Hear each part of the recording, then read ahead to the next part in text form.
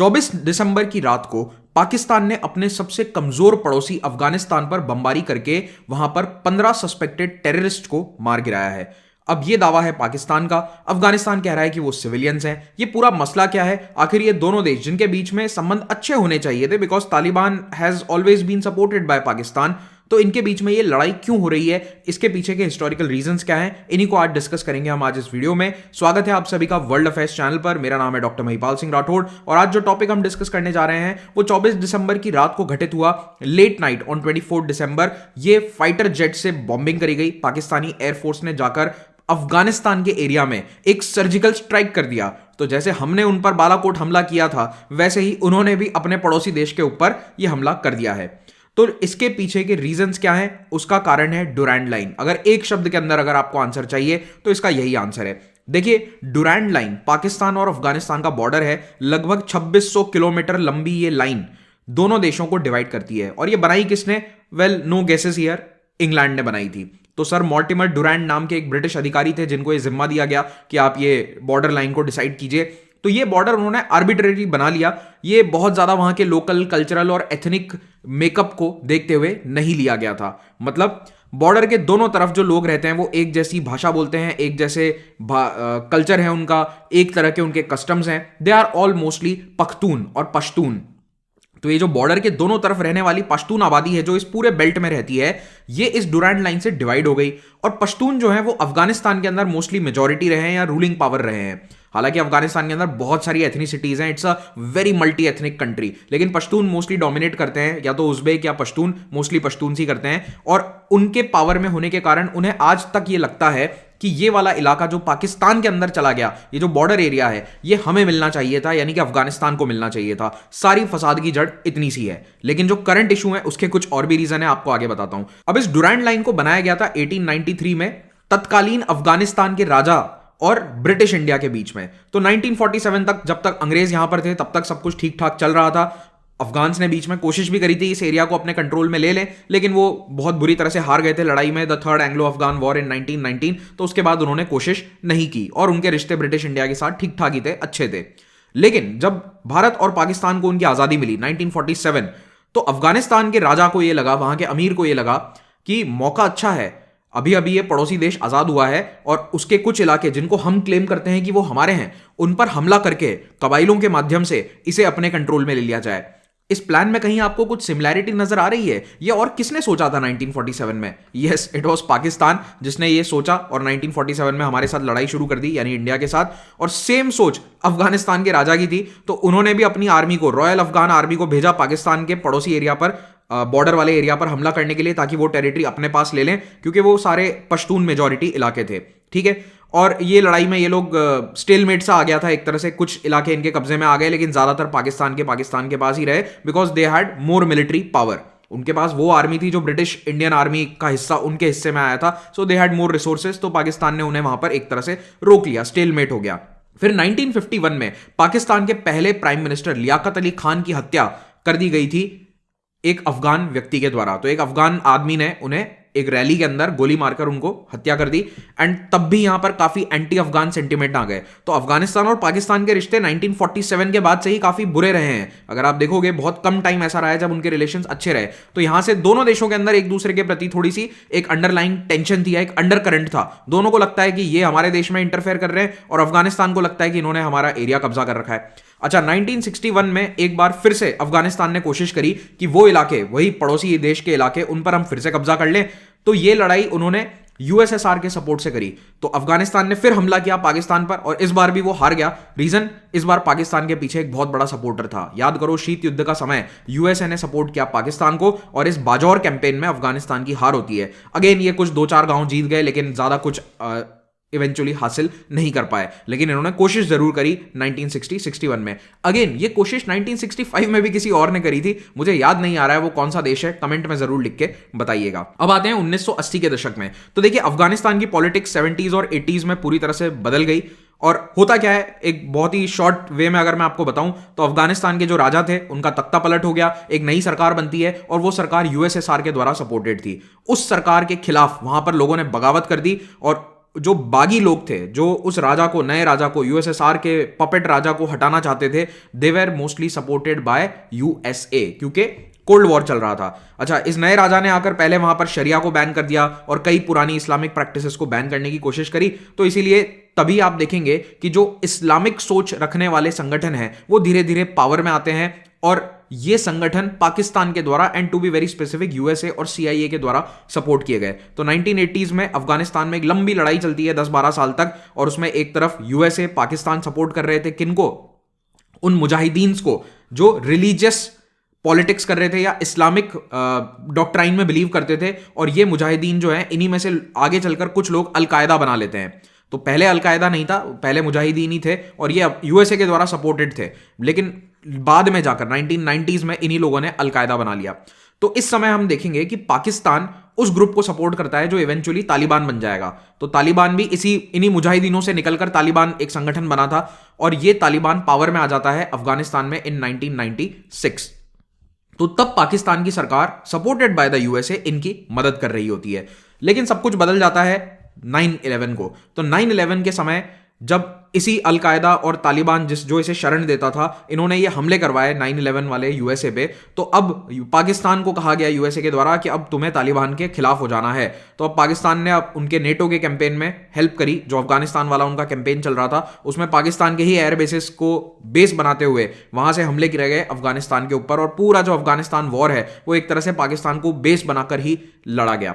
आगे बढ़े उससे पहले मैं आपको बताना चाहता हूं कि अनअकैडमी का सिविल सर्विसेज चैंपियनशिप टेस्ट, जो इस साल का आखिरी टेस्ट है, वो आ रहा है 29 दिसंबर को सुबह 11 और 5 बजे ये होने वाला है। इसमें रजिस्टर करने का लिंक आप नीचे प्राप्त कर सकते हैं। इसमें आपके लिए अट्रैक्टिव प्राइजेस और स्कॉलरशिप भी रहेंगी। अगर आप पहली बार एनरोल कर रहे हैं अनअकैडमी प्लेटफॉर्म पर, तो महिपाल कोड का इस्तेमाल करते हुए वहां पर आप एनरोल कर सकते हैं। अगर आप यूपीएससी की तैयारी करना चाहते हैं तो हमारे टॉप एजुकेटर्स के द्वारा हिंदी, इंग्लिश और हाइब्रिड, यानी कि हिंदी और इंग्लिश दोनों में मिक्स क्लासेस ली जाती हैं। इनके सभी भाषाओं के बैचेस आने वाले जनवरी में स्टार्ट हो रहे हैं। You can go check them out. Link नीचे पहले कमेंट और डिस्क्रिप्शन दोनों में आपको मिल जाएगा, और स्क्रीन के नीचे हमारा फोन नंबर भी दिया हुआ है, उस पर भी आप कॉल करके ज्यादा जानकारी प्राप्त कर सकते हैं। ऑप्शनल के बैचेस भी हमारे स्टार्ट होने वाले हैं, और ये पूरा जो यूपीएससी का डिटेल्स हैं ये आपको वेबसाइट पर भी मिल जाएगा। अगर आप महिपाल कोड का इस्तेमाल करते हुए कोर्स परचेस करेंगे तो आपको बेस्ट डिस्काउंट मिल जाएगा। So use this code, get the discount. और जो यहां पर ये प्राइसेस लिखी हुई है ये यहां पर चेंज हो जाएंगी, you will get the discounted prices. अच्छा, अगर आपका सिलेक्शन यूपीएससी इंटरव्यू के लिए हो गया है तो हमारे मॉक इंटरव्यू प्रोग्राम को आप जरूर ज्वाइन कीजिए। तो अब बढ़ते हैं आगे और 2024 की इस बमबारी के पीछे क्या रीजन है उसको जानेंगे। तो देखिए, 1980s और 90s का इतिहास मैंने आपको बता दिया। अब थोड़ा सा आगे आ जाओ। We are in the year 2000s। तो सन 2000 के दशक में क्या हो रहा था? तालिबान अफगानिस्तान में हार गया था, उन्हें भागकर छिपने की एक जगह चाहिए थी, और वो जगह उन्हें कहां मिली? पाकिस्तान के बॉर्डर एरियाज में। पाकिस्तान के वो बॉर्डर एरियाज जिन्हें पहले कहा जाता था फाटा, फेडरली एडमिनिस्ट्रेड ट्राइबल एरियाज। ये वो एरिया है जो बिल्कुल अफगानिस्तान के बॉर्डर से लगते हुए हैं, और यहां पर मेजॉरिटी सब पश्तून ट्राइबल्स रहते हैं, जो अगेन अफगानिस्तान से सिमिलर उनका कल्चर एटसेट्रा है। और बाद में इसको मर्ज करके अब खैबर पख्तूनख्वा प्रोविंस के अंदर ही शामिल कर दिया गया है। तो इन एरियाज के अंदर आकर ये तालिबान के जो लड़ाके हैं ये छिप जाते हैं, और यहां पर एक नया संगठन चालू होता है जिसका नाम है Tehreek Taliban Pakistan. So this is the Pakistani Taliban. तो जो ओरिजिनल तालिबान था अफगानिस्तान में, जो पावर में था 96 ऑनवर्ड्स, वो अलग है। अब उसी की एक ब्रांच बन गई है तहरीक तालिबान पाकिस्तान। एंड इवेंचुअली क्या होता है, 2010 आते आते ये वाली ब्रांच अपनी मेन वाली हेडक्वार्टर से ज्यादा ताकतवर हो जाती है, क्योंकि मेन हेडक्वार्टर तो अमेरिका ने पूरा उनका ध्वस्त कर दिया।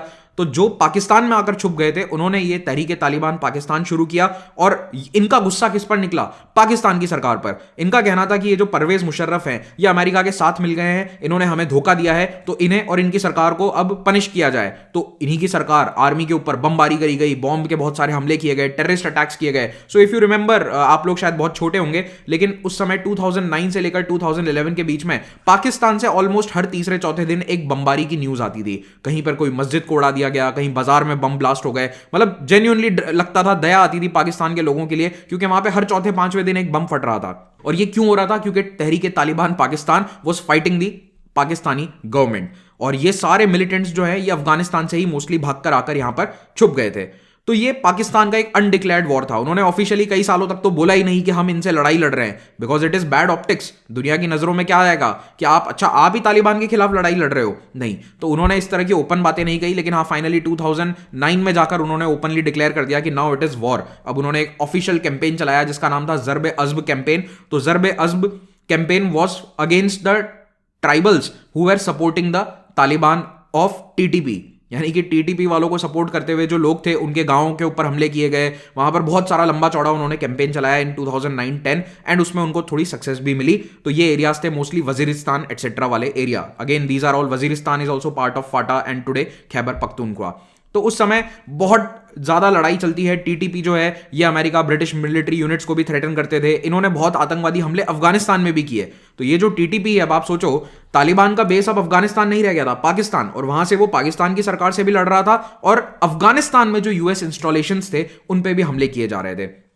तो इन घटनाओं के कारण टीटीपी को यूएस, यूके, यूएई सब ने टेररिस्ट डेजिग्नेट कर रखा है। लेकिन क्यूरियसली भारत ने इन्हें नहीं कर रखा designate as a terrorist organization, mainly because इन्होंने कभी डायरेक्टली भारत पे कोई हमला नहीं किया, क्योंकि इनकी कैपेसिटी नहीं है और वो काम जो कश्मीर बेस्ड मिलिटेंट्स हैं या टेररिस्ट आउटफिट्स हैं वो कर लेते हैं। तो उनका बड़ा सिस्टम डिवाइडेड है पाकिस्तान का। कुछ आतंकवादी हैं जिनको हम सपोर्ट करेंगे, वो अच्छे आतंकवादी हैं, they are the good terrorist जो भारत से लड़ रहे हैं, और ये बैड टेररिस्ट हैं जो हमसे लड़ रहे हैं। ओके, तो पाकिस्तान ने उस समय कहा कि अफगान तालिबान जो है इनको छुपा रहा है, यानी कि ये पाकिस्तान में हमले करके टीटीपी वाले भाग के अफगानिस्तान में छुप जाते थे। Border was very porous. ये जो डुरांड लाइन है इस पर कोई तारबंदी वगैरह नहीं थी। बाद में 2016 के आसपास पाकिस्तान ने यहां पर तारबंदी का काम शुरू किया और अब मोस्टली वहां पर तारबंदी हो गई है। अभी भी कई जगह नहीं है तारबंदी। It is not a very secure border. अब रिसेंटली क्या होता है कि पाकिस्तान और अफगानिस्तान के बीच में टेंशन फिर से बढ़ रही थी। ये बात कर रहे हैं हम 2010s की, क्योंकि कई सारे पाकिस्तानी मिलिटेंट्स यहां से छुपकर अब अफगानिस्तान में जाकर छुप रहे हैं, भाग रहे हैं, और टीटीपी के भी हमले बंद नहीं हुए। देखो 2009 और 11 के बीच में जो कैंपेन चला उससे वो कमजोर पड़ गए, लेकिन पूरी तरह से खत्म नहीं हुए। They were not completely wiped out. और अब 2021 में क्या होता है, तालिबान फिर से पावर में आ गया है अफगानिस्तान में। आई होप आपको ये बात पता होगी। यूएसए जैसे ही वहां से विड्रॉ कर रहा था, तालिबान ने आकर फिर से अफगानिस्तान पर अपना शासन स्थापित कर दिया। लेकिन ये वाला जो तालिबान है, the Taliban 2.0 is very media सेवी। इन्होंने सतही तौर पर क्या कहा कि हम अब कोई आतंकवाद को सपोर्ट नहीं करते, हमें तो बस अपना देश चलाना है। और ये ऑफिशियली ऑन पेपर कहते हैं कि हम टीटीपी को सपोर्ट नहीं करते, लेकिन पाकिस्तान ऐसा कहता है कि ये टीटीपी को 100% सपोर्ट करते हैं। और पाकिस्तान में अब जितनी भी आतंकवादी घटनाएं हो रही है, खास करके इन इलाकों में, वो सारी अफगानिस्तान की तालिबान सरकार के द्वारा सपोर्टेड है। और इसीलिए इन कैंप्स को डिस्ट्रॉय करने के लिए उसने अभी 24 दिसंबर को यह हमला किया है। तो यह हमला हुआ है यहां पर पक्तिका प्रोविंस जो है, अफगानिस्तान में बहुत सारे प्रोविंसेस हैं, इस प्रोविंस के अंदर यह हमला किया गया है। एंड जगह के नाम वगैरह आपके लिए याद रखने जरूरी नहीं है। तो यहाँ पे बरमाल नाम का एक डिस्ट्रिक्ट है, वैसे यहाँ पर यह हमला रिसेंटली हुआ है। इसका वीडियो भी कहीं से तो पाकिस्तान ने रिलीज कर दिया है और कहा है कि देखो हमने ये बमबारी करवाई है on the hideouts of TTP, Pakistani Taliban, और कह रहे हैं कि यहां पर हमने 15 आतंकवादियों को या इंसर्जेंट्स को मार गिराया है। अफगानिस्तान की तालिबान सरकार क्या कह रही है कि 15 से ज्यादा लोग मरे हैं और इसमें सिविलियन शामिल हैं और ये नंबर अभी बढ़ेगा। तो उन्होंने कहा है कि हम बदला लेंगे। अब पता नहीं बदला कैसे लेंगे, ना तो उनके पास एयरफोर्स है जो उड़ा सके ऐसे प्लेन, तो उनके पास है नहीं, पर लेंगे कैसे ना कैसे करके बदला, देखते हैं। Most probably they will support some bombing by the TTP inside a Pakistani city. ऐसा ना हो, हम प्रे करते हैं, लेकिन हो सकता है कि बदला ऐसे ही लिया जाए। तालिबान कह रहा है कि हम अपने लैंड और सॉवरेनिटी को प्रोटेक्ट करेंगे, आप हमारी जमीन पे घुस के हमला नहीं कर सकते। और आपने जिस कैंप पे हमला किया उसमें वजीरिस्तान के रेफ्यूजी हैं। तो देखिए तालिबान क्या कह रहा है, जहां से पूरी दुनिया में रेफ्यूजी भाग के जा रहे हैं, वो कह रहा है कि पाकिस्तान के वो पुराने कैंपेन्स के कारण लोग भागकर अफगानिस्तान में आकर छुप रहे हैं, जो कुछ हद तक सच हो भी सकता है। मैं ये नहीं कह रहा कि ये 100% फॉल्स है, क्योंकि जब पाकिस्तान ने इतने कैंपेन्स चलाए वहां के लोकल गांवों में, कई लोगों को परेशान किया, तो वो लोग जाकर अफगानिस्तान में छुप जाते हैं। Again Durand line is very porous, तो उनका आना जाना लगा रहता है। तो अफगानिस्तान कह रहा है ये उन रेफ्यूजीज के कैंप्स के ऊपर पाकिस्तान ने अभी हमला किया है, और ये वो लोग हैं जो पाकिस्तान के मिलिट्री ऑपरेशन से डिस्प्लेस्ड हैं। ठीक है, और पाकिस्तान का कहना है कि नहीं, हमने टीटीपी कमांडर्स और उनके फाइटर्स के जो कैंप्स हैं उनके ऊपर हमला किया। तो अब आप देख रहे हो डाइकोटोमी कि अगर बालाकोट जैसा स्ट्राइक होता है तो नहीं वो गलत है, लेकिन अगर हम ये पक्तिका प्रोविंस जैसा स्ट्राइक कर दें तो दैट इज कंप्लीटली जस्टिफाइबल।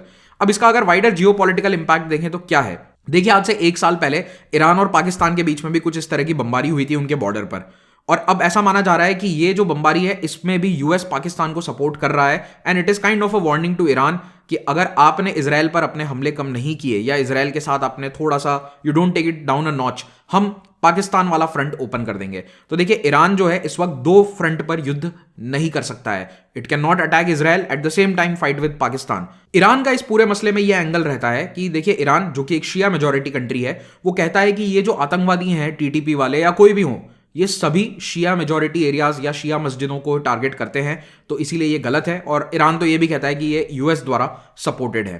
तो ईरान का मानना है कि इन आतंकवादियों को रोकना जरूरी है जो पाकिस्तान और अफगानिस्तान में शिया माइनॉरिटीज को टारगेट करते हैं। तो देखते हैं आने वाले समय में क्या होगा। बट मुझे तो सबसे फनी यहां पर यही लगा कि ये जो हिपोक्रेसी है पाकिस्तान की, कि कुछ आतंकवादी बुरे हैं, कुछ आतंकवादी अच्छे हैं, ये अब दुनिया के सामने खुलकर आ चुकी है। Thank you very much for watching this. Have a great day.